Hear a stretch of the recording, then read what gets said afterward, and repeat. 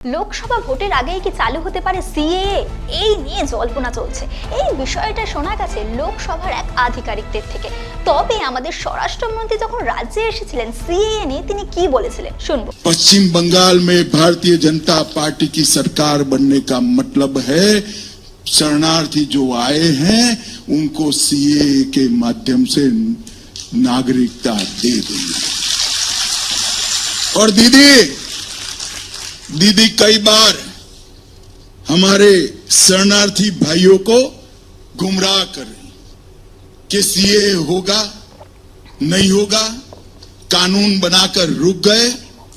आज मैं आप सबके सामने कहकर जाता हूं, सीएए इस देश का कानून है, इसको कोई रोक नहीं सकता, सबको नागरिकता मिलने वाली है।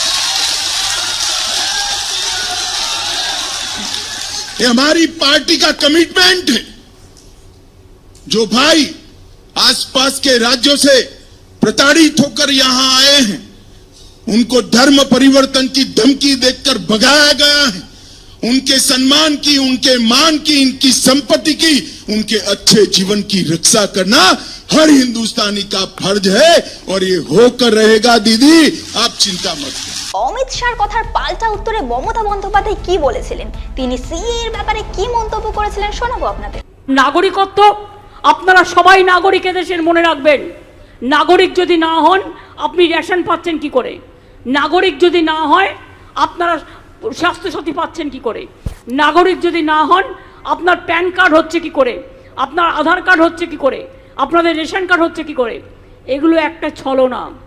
আগে সিটিজেনশিপ কার্ড ডিএমদের হাতে ছিল, এখন কেড়ে নিয়েছে রাজনীতি করার জন্য, সমাজে সমাজে ভাগ করার জন্য। বলছে একে দেবো ওকে দেবো না। এটা তো করা উচিত নয়। করলে তুমি সবার জন্যই করো। 71 সাল পর্যন্ত যারা বাংলাদেশ ওপার থেকে এসছেন তারা যত কলোনিতে আছেন এবং পরেও যারা এসছেন, মনে রাখবেন আমরা প্রত্যেকটা উদ্বাস্তু কলোনিতে আমরা পাট্টা দিচ্ছি এবং তাদের নাম হচ্ছে চিরস্থায়ী ঠিকানা।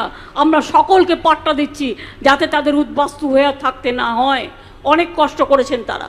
ডায়মন্ড হারবারে নওশাদকে প্রার্থী করা নিয়ে সওয়াল করেন অধীর চৌধুরীর মতো নেতা। এদিকে আবার বিরোধী দলনেতা শুভেন্দু অধিকারীর গলায় শোনা যায় নওশাদ সিদ্দিকের প্রশংসা।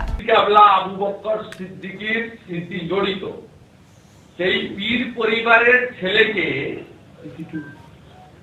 মেরে ধরে টেনে হিঁচড়ে এবং আপনাদের ধর্মে মাথায় টুপি রাখা একটা বিশেষ রীতিনীতির মধ্যে পড়ে, তার টুপিটা পর্যন্ত হিঁচড়ে টেনে যেভাবে মমতা ব্যানার্জির নির্দেশে তার পুলিশ করেছে, এবারে বিচার আপনাদেরকেই করতে হবে।